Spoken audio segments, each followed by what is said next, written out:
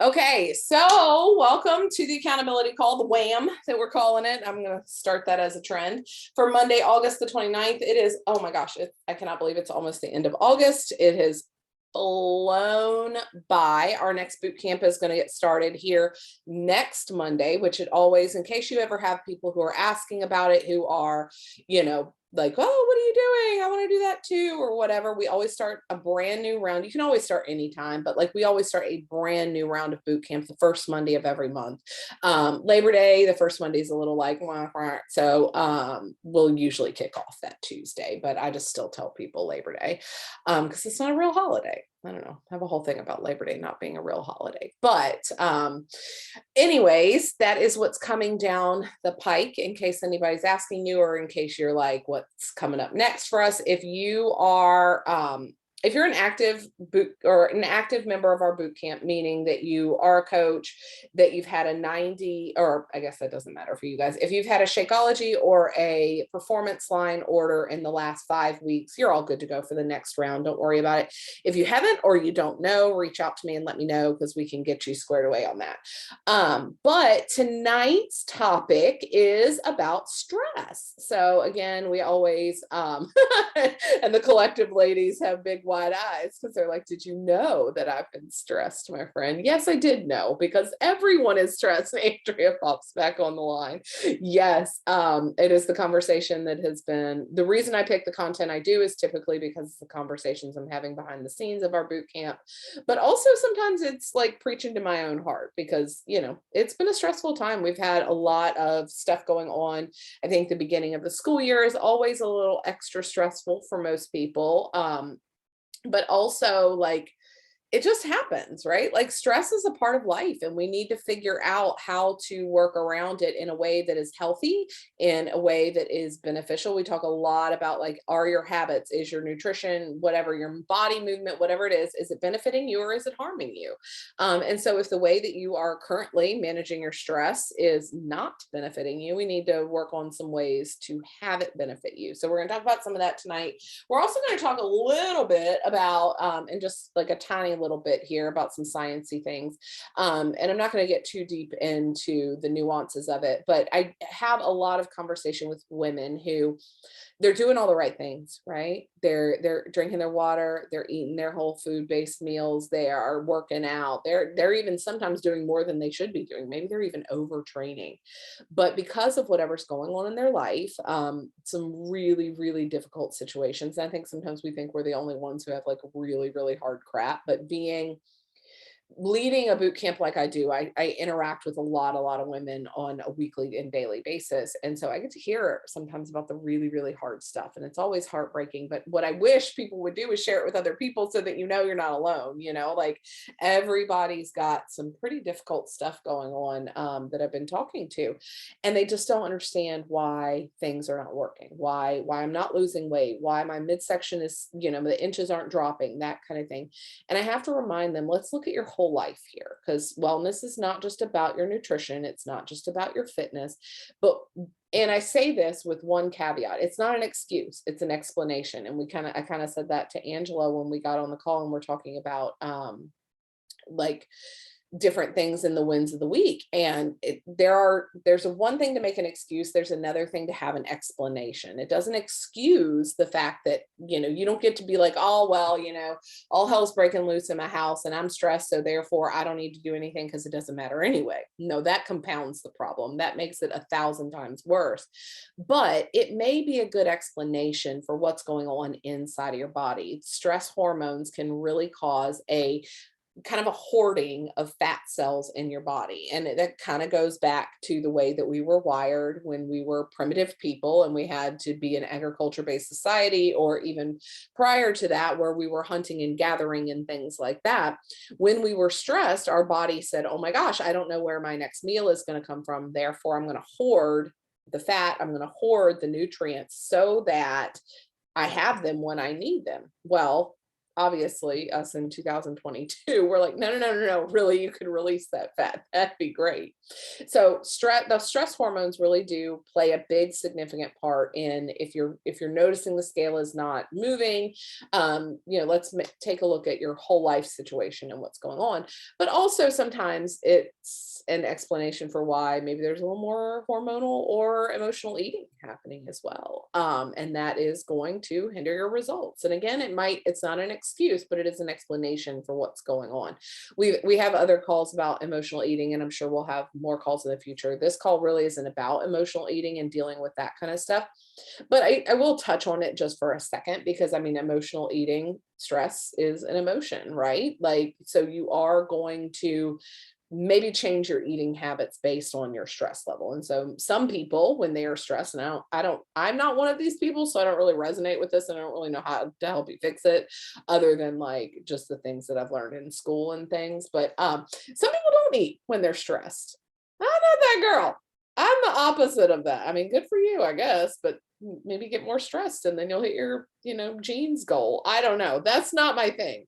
I don't wish that it was. I'm glad that I eat regularly, but high stress times lead me to convenience eat.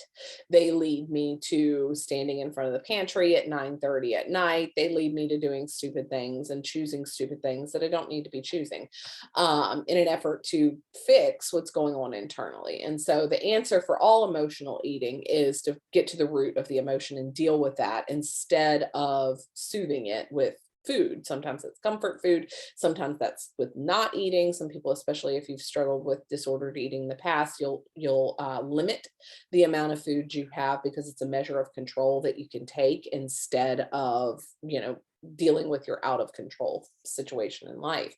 But typically a lot of that can be solved by getting a meal plan, sticking to the meal plan, getting rid of the crap in your house.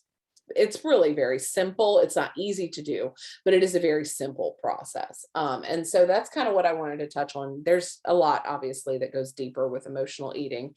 And we can discuss that more at length at another accountability call. But I did want to kind of go over again that sometimes that the hormones that your body releases during a period of high stress, and I don't want to say the unfortunate, but the interesting, the fascinating piece about this is most of the time, from what I've understood and what I've studied in our ancestry, the periods of high stress were peaks, right? And I feel like now we're seeing across the board these prolonged periods of high stress, 6, 12 months of high stress. And so when you continue to not see the results, it can get very exhausting. And I totally get that. So what I kind of want to go over with you guys tonight is, number one, identifying if stress is hindering your results, and kind of some ways that you can identify that. And also some ways that you can be proactive about it. Because again, I think really being, and we talk about this, I feel like every single week, but I will continue to harp on it till the day I die. You have to be honest with yourself. You really, really do. You have to take a hard look at what's going on in your life and take some real assessments. In number one, are you adding to the stress that's going on in your life? Are you not delegating tasks? Are you taking for me, and I'm going to speak from personal experience here, are you taking all tasks of motherhood on yourself and becoming a martyr to that? And nobody else can help me. Nobody else can do it the way I can do it. Nobody else can change the diaper of the baby the way that I changed the diaper of the baby. Like, I didn't ever say those things, but that's the way I treated everyone around me. And that was incredibly detrimental to my marriage and friendships and all kinds of relationships.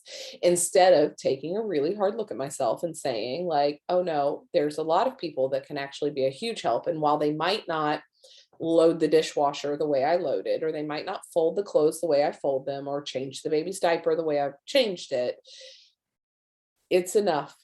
It's enough, and it can be done. Like, it can just be a task that's finished. And I think taking a hard look at ways that you might be contributing to your own stress by not letting other people have a blessing of helping you, is incredibly, incredibly important. The other thing is taking a hard look at the life situation that you are in and how can you eliminate. So we're going to talk about some things to reduce stress when you are in a a situation that you genuinely cannot get out of. But I always want to call you back into ownership of your own life. Are there things that you can flat out eliminate to take that stress off?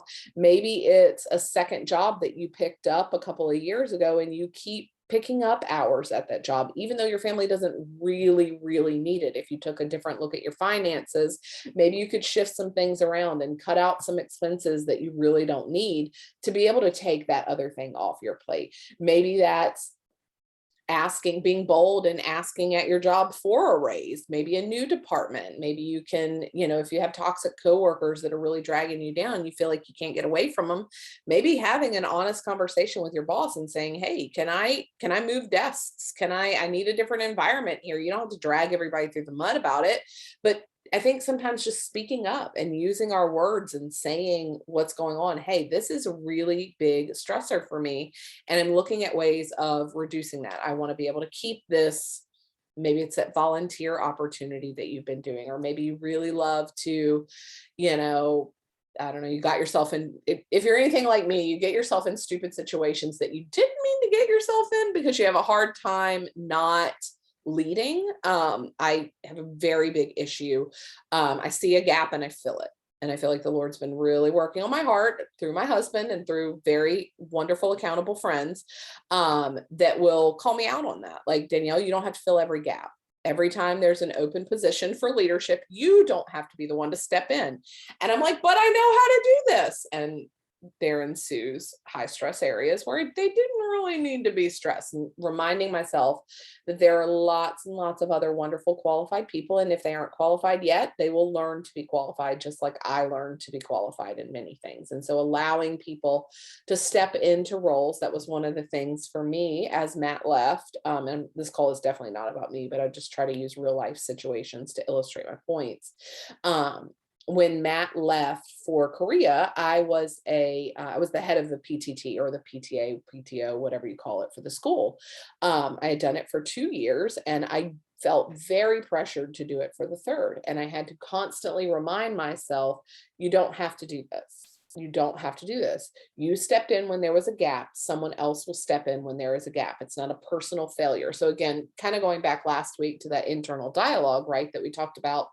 This week, we're using that internal dialogue to remind ourselves of ways that we can eliminate some really high stress points in our life. And I think too, and this is just, I can't leave my faith component out of what I do and what I teach and how I coach. There also has to be a level of faith in there to know that God's going to take care of whatever that situation is that you're stepping out of or stepping into. Maybe you need to step into a new job and relieve some stress from a toxic workplace. I don't know what it is that's causing you the most stress, but really taking a look at where are the areas that I can, honest to God, eliminate this completely and it be, less stressful. Some ways that you can't eliminate stress: getting rid of your children. My children are a large stress component to my life. I love them so much that stress can also be good, you guys. Remember having a conversation with a boot camper several years ago, and she was just thriving in her job, but it was a high stress job. And I'm like, it's still something to acknowledge that what you love it, you're good at it, you're thriving, life is good. It's still causing your internal body system and your brain stress.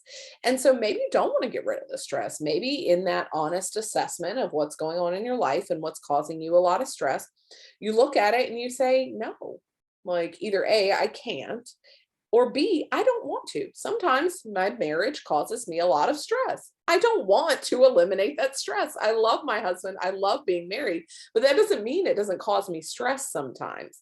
But there are ways that I can take some ownership for how I'm allowing certain things to affect my life and the way that I am reacting to stress. And so that's kind of where I wanted to share some things with you guys tonight about reducing stress in areas where you don't want to eliminate the stress, or you like physically can't eliminate things.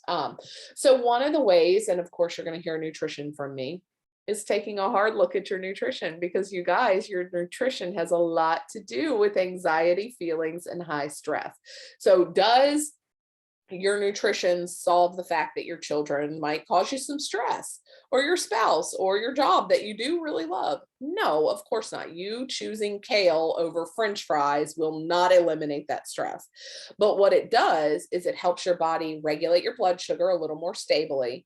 It does help the chemistry in your brain really be able to be clear headed and functional so that you can start making wise decisions sometimes, where when your head is clouded with all kinds of bad nutrition, you really aren't able to make those choices as well as clear headed. And so I know it sounds silly, but I promise you, one of the things that you can do to incorporate a little lowering of your stress is adding fiber into your diet.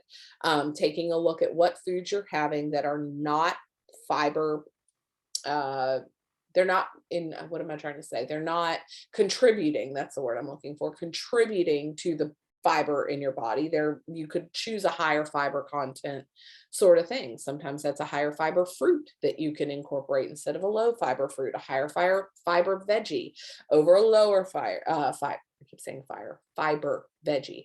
And that added fiber really does reduce stress.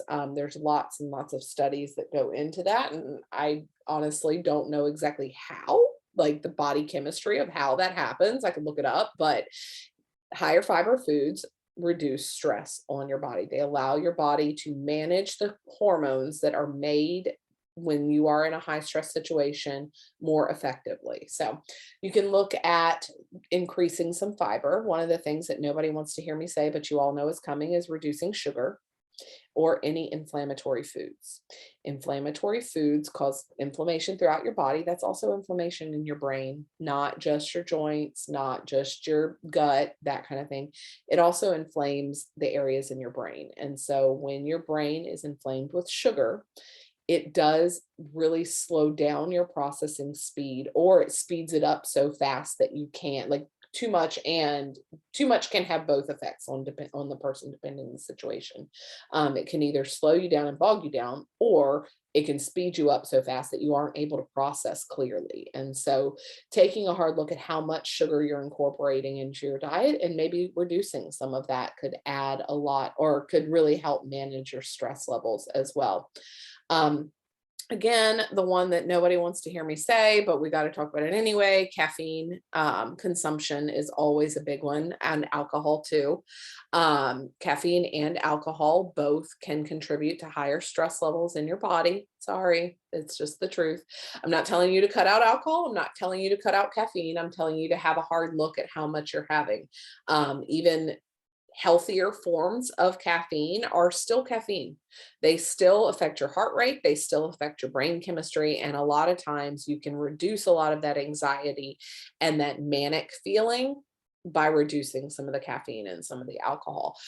Just a heads up on that, caffeine and alcohol don't always just affect you in that moment. You may think, oh, I don't really have a whole lot of issues with that. Sometimes those effects are latent, and sometimes they can come in the next day or later on in that week. When you look over the course of a week and you see how much caffeine you've had or how much alcohol you've had, and you're like, oh my gosh, Wednesdays I just can't function, and da da da da. Well, if Monday and Tuesday you had, 3 cups of coffee and 4 glasses of wine, maybe we need to look at reducing that a little bit. And so again, I feel like a lot of that comes back to, and this is, you guys will hear me again, this is one of those things that I feel like is a tenet of what I do and what you'll always hear from me. You're not going to know that stuff until you're accurately tracking.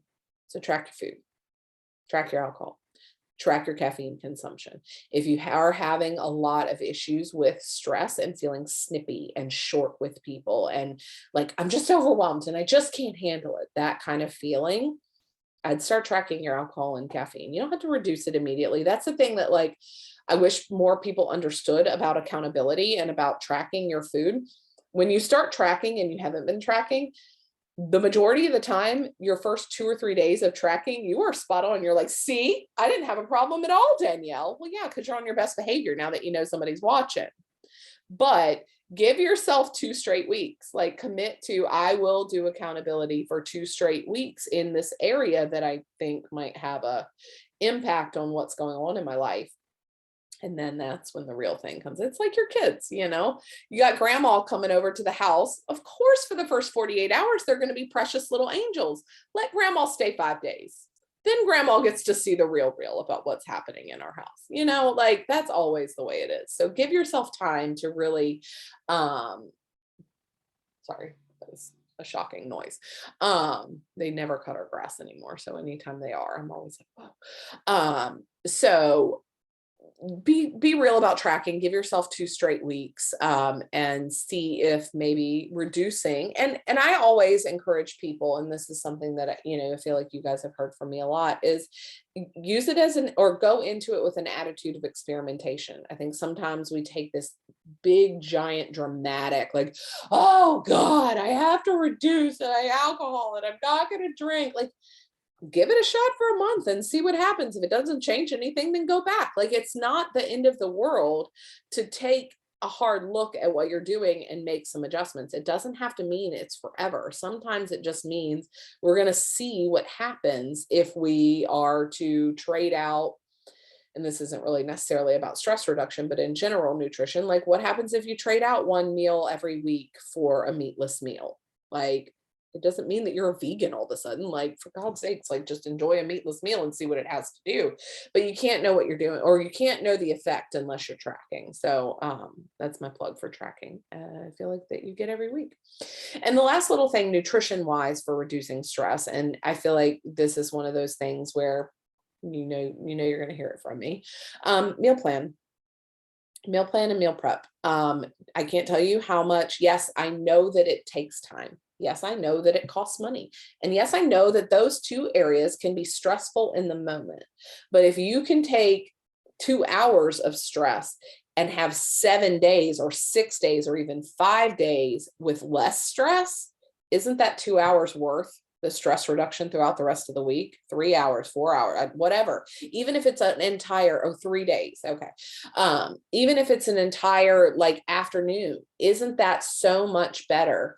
Because, sorry for my language, but shit's gonna hit the fan, you guys. It's going to. It always does. I don't know what alternate universe people live in where it doesn't hit the fan for you, because I want to live there.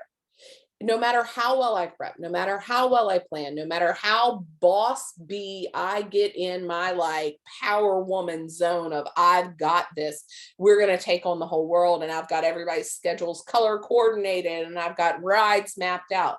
I promise you, by Thursday, this house is chaos central every week. So do yourself a favor and plan for that. If you know it happens and you think, oh, this isn't going to be the week, and there's that meme where it's like part of being adult is just telling yourself life's going to slow down if we can just make it through this week until you die. Like, yes, that is my life. Like, I have to finally acknowledge this is just our life. It is just chaos right now. And I can kick and scream and whine and fuss and make excuses and gain 5 pounds every 3 months.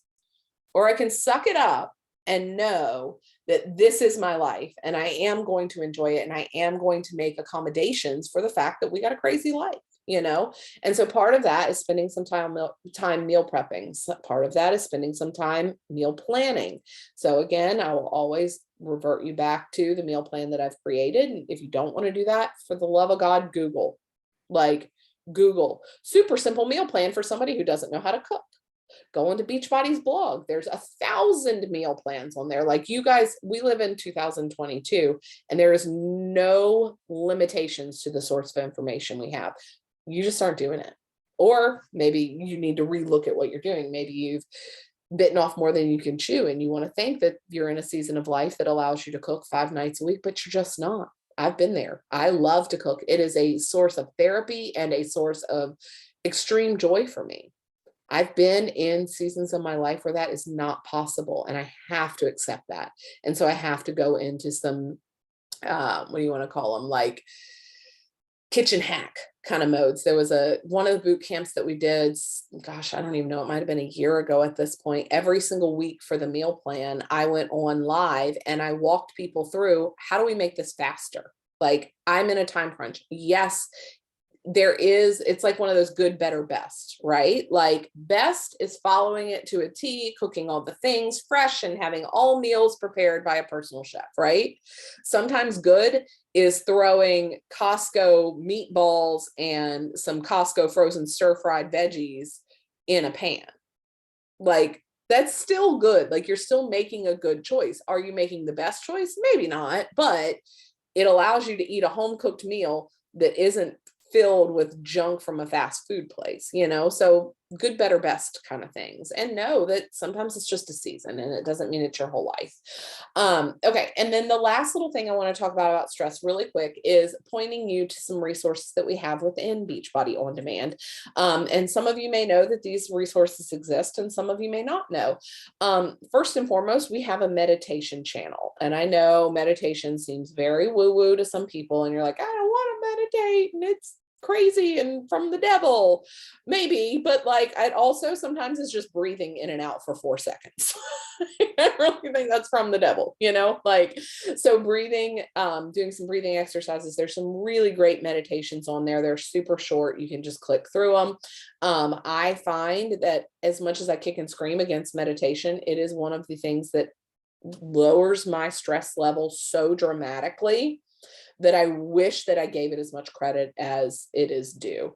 And I wish that I did it more and I built it in more. I get into a rhythm where I'll make it a priority for like 6 or 8 weeks and then it'll fall off, and then I come back to it and then kind of fall off. But any of it is better than none of it. I feel like any time spent giving your mental health a little attention, you are never going to regret it. So that's a really good one. The other thing, and this is me preaching to myself here, is the flexibility courses on Body. If you don't already have Body, you can try a 1-month trial, I think, on Beachbody On Demand. You can just go on there and look it up. But it is a live class feature of Beachbody On Demand, but they also have all of the classes that were live recorded and put on there. Flexibility is kind of a cross between yoga and stretching, and it is phenomenal. And there is so much research done, also personal evidence. And I feel like each of you can probably like raise your hand and say, absolutely. When you are stressed, moving your body helps. Getting that stuck energy out. Sometimes that's through stretch and through yoga. And sometimes that's through super hard cardio that makes you want to puke. Getting outside of your head and moving your physical form is a form of stress reduction. The last little thing that I'll tell you in the program, 9-week Control Freak, she did a nightly stretching thing. I think they're like between 7 and 9 minutes, super, super short. It is so insanely calming. It is so wonderful. My husband and I would do it every night after we put the kids to bed when we were doing that program. I go back to it. And again, it's one of those things where I'm like, I want to do this every single night. And then I do it for like 3 weeks and then I forget to do it. But again, any time spent giving yourself a couple of minutes, like you are worth 7 minutes of stretching at night before bed. I promise. I know that you feel tired. I know that you feel stressed. I know that you feel overwhelmed and like your schedule is just spiraling out of control. I promise you're worth 7 minutes of it. If it was your kid, if it was your husband, if it was your neighbor that came over suddenly and needed something, you would drop what you were doing for 7 minutes. You can do it for you too. Like, I promise you. It feels like you can't, but most of the time, the world is going to keep revolving. Bye, Angela. I'm glad it was helpful. The world is going to keep revolving if you stop for 7 minutes and stretch, or 15 minutes. Like that's one of the life lessons that I feel like I've learned that I would love to impart on many, many people. The world is going to keep going. Your job is going to keep spinning if you take a walk and you're 5 minutes late from lunch. Like, yeah, you can't make it a habit, but like the world's going to keep going. So make sure you take some time for yourself and do some stress reduction, because you'd be surprised at how much those little things like that give your body time to decompress and allow you to reap the benefits and the rewards of the hard work that you're doing on the workouts and the nutrition program. So, all right, my friends, I am going to stop.